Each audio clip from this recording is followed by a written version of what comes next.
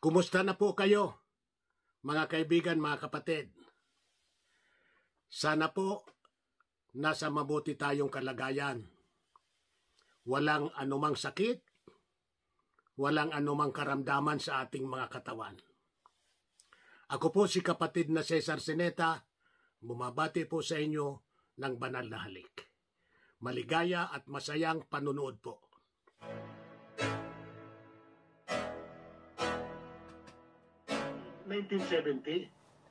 Ang iglesia nga po, hindi ko alam na mayroon dito sa Maynila Kasi hindi na po ako reliyosong tao. Nagkaroon lang ako ng interest nung ako'y nagbabasa na at nakinig na ng Iglesia ni Cristo. Pero dati po, wala. Marami pong pag-uusig yan. Kayong ibang kapatid noon, nahihiya pa. Pero ako, hindi po. Nung ako'y tanggapin ko yung pananampalatayang yan, binabalita ko po pati sa mga restaurant, pati yung mga barkada ko. Pati sa restaurant na may nag-inuman, binabalita ko po na ako'y Iglesia ni Cristo. At si Felix Manalo Caco ay sugo ng Diyos sa huling araw. Totoo po yan. Alam mo kung minsan yung mga nag-inuman sa restaurant napapatingin sa akin First time kong pumasok sa Fremont, sa kapila sa Fremont, parang nagulat ako kasi napakaganda sa loob. Tapos yung mga taong nagsasamba ay ang disinte, babae nakasikaret, organized. Talagang may sistema. So, ibang-iba sa lahat. Kasi nung una sa Pilipinas, nag-attend din ako sa El Shaddai. Pero iba ang iglesia. Doon ko nakikita yung kakaiba ng iglesia sa ibang mga reliyon. The turning point was the truth that I was looking for was finally revealed to me. Up to 29. I now believe that what I was receiving were the real instructions that God had intended for us to receive so that we can serve Him well and attain salvation. Initially, my family not happy. My mom really not happy. Pretty heavily persecuted. We didn't live in the same state, but whenever my family and I would go up and visit her, she would make it really well known that she was not happy that I was in this religion. And on the Wednesday night, the day before Thanksgiving, we would drive an hour to go to worship service. She would give us such a hard time about that. It took a long time for her to understand why we did it and how important it was. I remember one conversation where she literally said, "Why do you have to go? It's the night before Thanksgiving. Why do you have to go?" And I remember telling her, "I don't have to go. I want to. I want to go." And that's when things started to change with her. The whole lessons took me a long time to finish. Took me a long time because I was trying to hide it from my parents because they were hindering me. I didn't have the confidence to bring it up to them. I kept telling them, okay, I'm going to my friend's party. I'd be dressed up in my jeans, but in my bag, I had a skirt in there. And when I get to church, I'd go to the bathroom and then I would change into something that's, worship appropriate, right? So that's how I got by.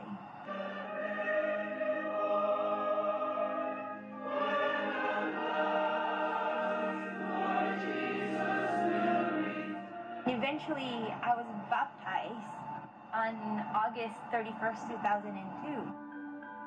January 20, 2019. Yun po yung araw na nabautismuhan po ako. At na-feel ko po sa sarili ko na po ay isang bagong nilalang.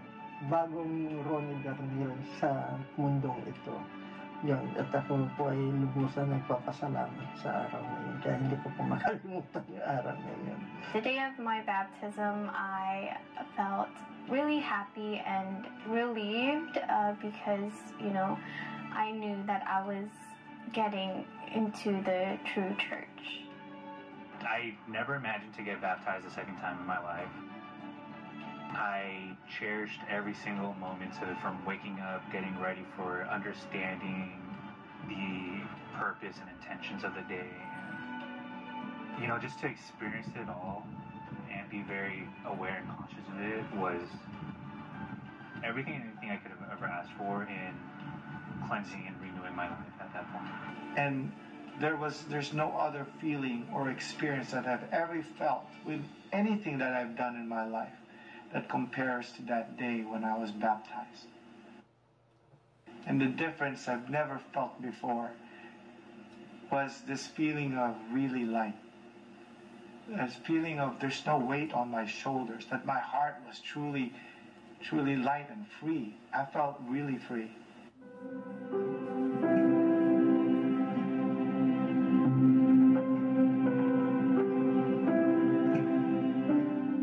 Well, we live a better life, a life with no troubles. There is still troubles, but troubles that are usually come from the outside. We don't have any of those. It's very peaceful. We're blessed with health and work and family. I cannot complain about anything because my life has been very good.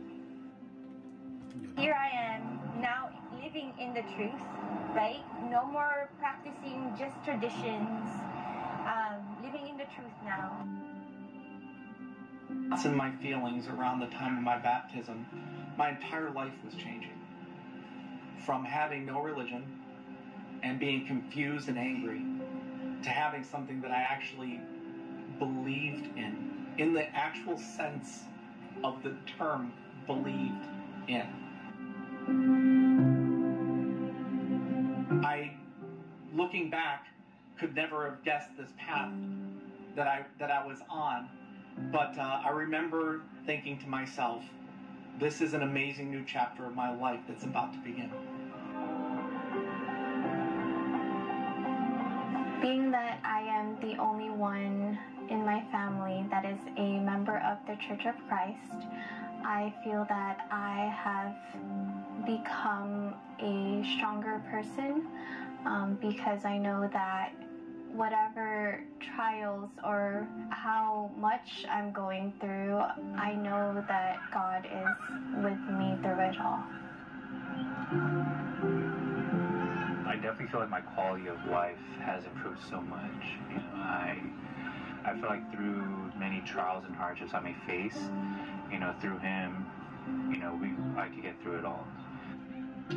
I mean, through the things I've asked for, really big defining moments of my life, right? I feel like He's always answered in certain ways that I can't thank Him enough. Hindi na ako nag-worry, wala akong worry na sa lahat dahil alam ko na yung Ama ay nasa akin kaya hindi niya ako pababayaan. Kaya I have to pray at saka leave it to Him. Yeah, because kung ano ang kanyang pasya sa akin ay tatanggapin ko. Constantly. And it was the best part of my life, best part of my day, best part of my week. I never doubted that I was going to be taken care of. I never worried to the point where it impacted me as a person or my ability to do my duty or do my job. Because He always showed me in small ways and big ways. During the pandemic, as a registered nurse, it's kind of scary, you know, because we haven't come across this before, right? And a lot of people have already succumbed to the disease and have lost their lives. And we are the ones at the front. And it's part of our job to take care of those people who are sick. And there weren't any protection available for us except for, you know, the gowns and masks. And all I could do was put all my faith in God, that I will be, you know, protected.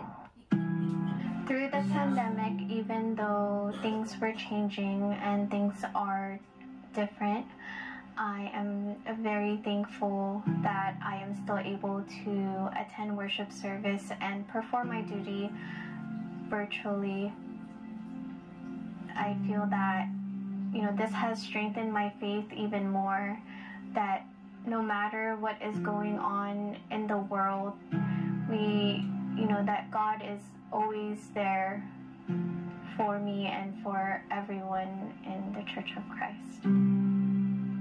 Gracias a Dios y la fe de uno, pues todo el tiempo de que pasó eso o sigue pasando, no, yo digo que no nos ha hecho falta nada, porque si tienes a Dios en tu cuerpo no te hace falta nada. You know, as I continue to attend our live streams and our worship services via WebEx, you know, it definitely helped ground me in terms of reminding us that these things are just temporary. You know, these are signs from God, you know, indicating that His prophecies will be fulfilled, right? And, you know, and I never doubted that, and I never let go of my faith during that time. Always prayed, always became more appreciative and more grateful of all that I was enduring, because I know that as we all go through these things,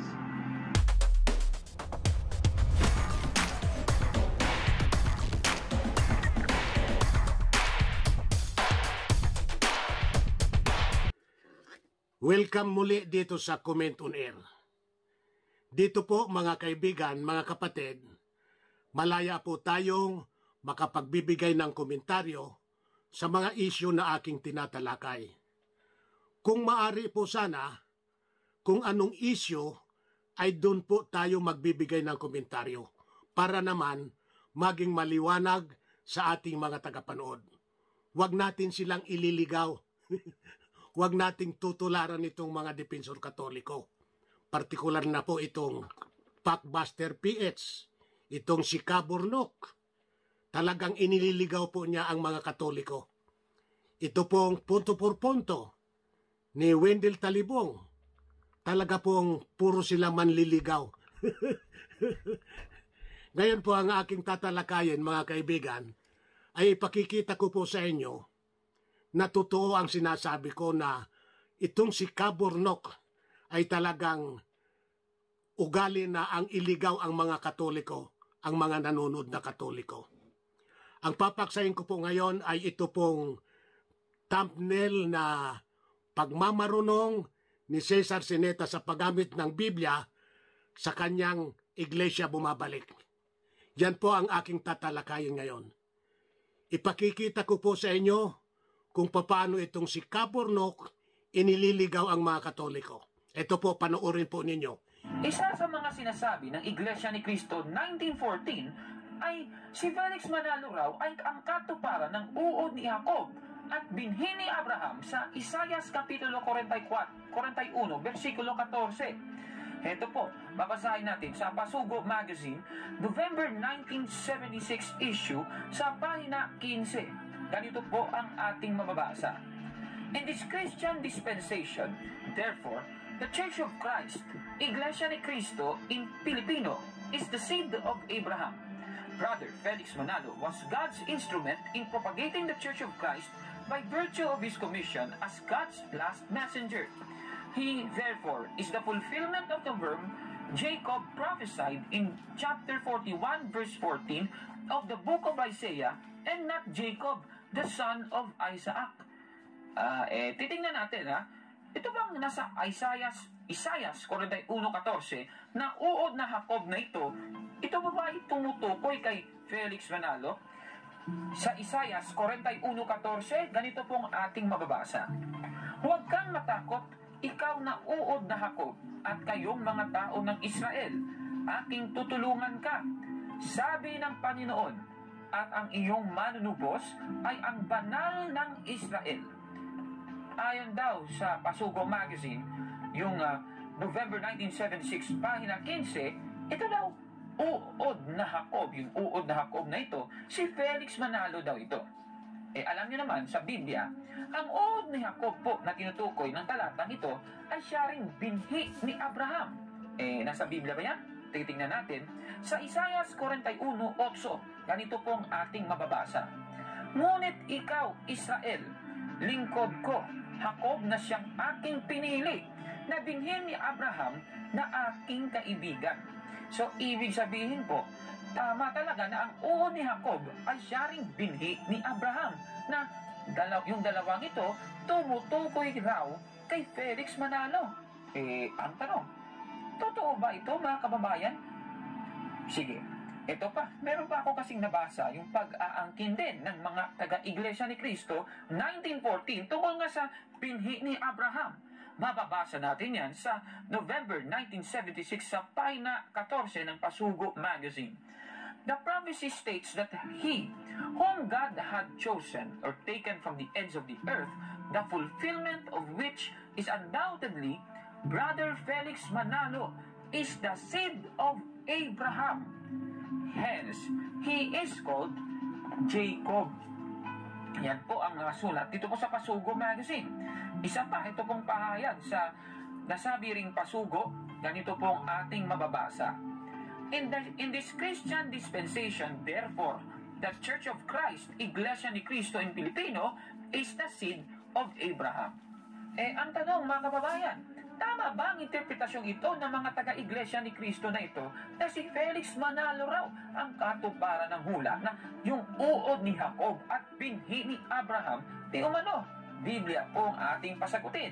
Babasahin natin sa Galatians chapter 3 verse 16. Sa New King James Version, ganito pong ating mababasa.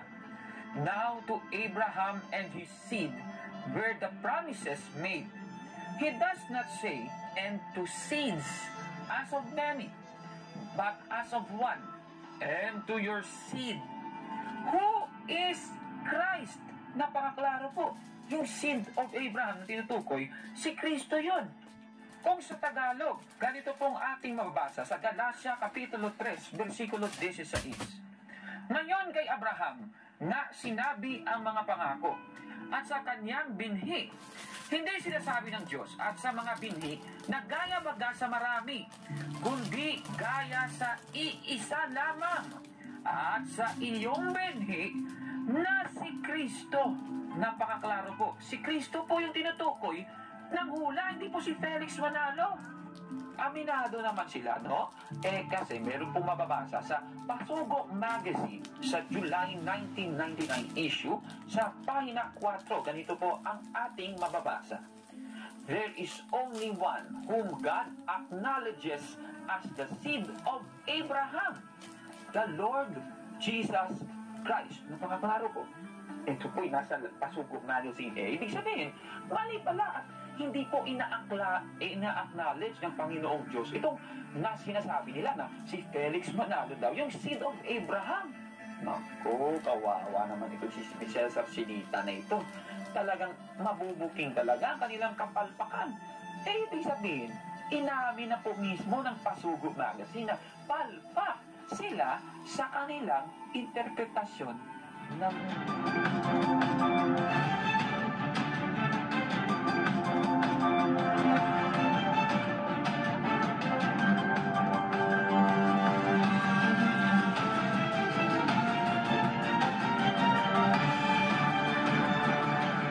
Ayan po mga kaibigan, malinaw, klarong-klaro kung paano ang ginagawa nitong si Cabornok ang iligaw ang mga Katoliko. Ang ginagawa po niya, sinatsap-tsap niya at inaalis doon sa talagang tunay na pagkahulugan ng konteksto. Sinatsap-tsap niya. Yan ang pangliligaw.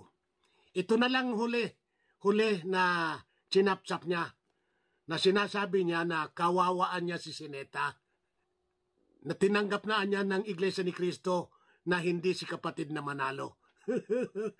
Tapos, binasa niya. Itong huling sinapsap niya na sinasabi, ito po, huli, ayan o. There is only one whom God acknowledges as the seed of Abraham, the Lord Jesus Christ. Ayan. Yung hinighlight niya ng kulay yellow, yun lamang ang binasa niya. Kung itinuloy lamang nitong si Bornok at wala itong layuning manligaw, ay kung itutuloy lang ito, kung ito lamang si Bornok ay malinis ang puso nito at hindi inililigaw ang mga Katoliko, ay babasahin niya yung karugtong. Ano yung karugtong? Those who belong to Christ and are in union with Him are. Ayan. Yan ang pinutol ni Bornok. Ang binasa lang niya, yung may highlight na yellow. There is only one whom God acknowledges as the seed of Abraham, the Lord Jesus Christ. Pinutol na. Kaya, hindi totoo na pinawawalang bisa na ng Iglesia ni Cristo yan o hindi kinikilala ng Diyos yan. Bakit? May karugtong kasi. Those who belong to Christ and are in union with Him are. Pag ituloy mo yan, Bornok, pag ituloy yan, mga kaibigan, are the seed of Abraham. Bakit pinutol ni Bornok? Kasi gusto niyang palabasin na hindi pinaniniwalaan namin yung sinasabi sa binasa niya sa Galatias na si Kristo lamang ang iisang binhi ni Abraham. Tama po yun. Ang hindi nauunawaan nitong si Bornok, sinasabi rin dyan sa Galatias na ang mga nakay Kristo, tandaan mo ito, Bornok, mga kaibigang Katoliko, si Kristo ay iisang binhi ni Abraham. Subalit, ipinaliwanag ni Apostol Pablo sa Galatias 3:29, at kung kayo anyay kay Kristo, kayo nga'y binhi ni Abraham at mga tagapagmana ayon sa pangako. Ayan po, mga kaibigan. Talaga pong si Kristo ay uniko. Siya lamang ang iisang binhi ni Abraham. Wala pong alinlangan yan, klarado po yan. Si Kristo talaga ang iisang binhi ni Abraham. Subalit, pagka sumampalataya ka, naging bahagi ka ng katawan ni Kristo, Iglesia ni Kristo ka, ibinibilang ka na rin na binhi ni Abraham. Si Kristo ulo, ang katawan ni Iglesia, Iglesia ni Kristo. Binhi rin po ni Abraham.